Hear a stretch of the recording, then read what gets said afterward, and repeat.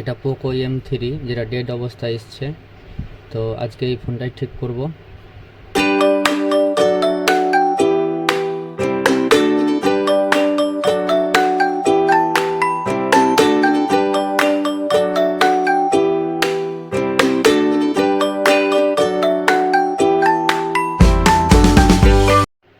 তো আমরা দেখব ডিসি পাওয়ার সাপ্লাই কি রিডিং দিচ্ছে।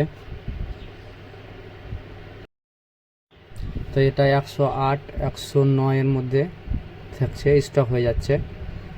তো আমরা দেখব, পটাপট বোর্ডটা বার করব এবং ক্যামেরাগুলো আলাদা করে মোবাইলটা ঠিক করার চেষ্টা করব।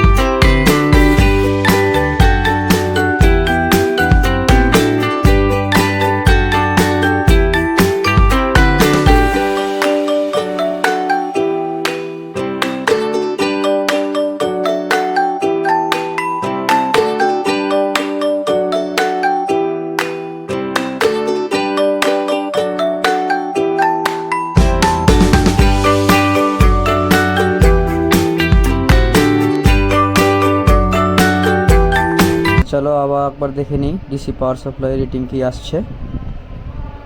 তো রিডিং ঠিকঠাক রিডিং আসছে এবং ফোন চালু হয়ে গেছে। এবার এটা আমরা চেক করে দেখব ফোনটা সম্পূর্ণভাবে ঠিকঠাক কাজ করছে কি না। তো চলো চালু করি। দেখতে পাচ্ছ পোকো চালু হয়ে গেছে ফোন। যেটা রিডিং দিচ্ছিল, স্টক হয়ে যাচ্ছিলো 109-এ, সেটা এখন ঠিকঠাক রিডিং দিচ্ছে এবং ফোন চালু হয়ে গেছে।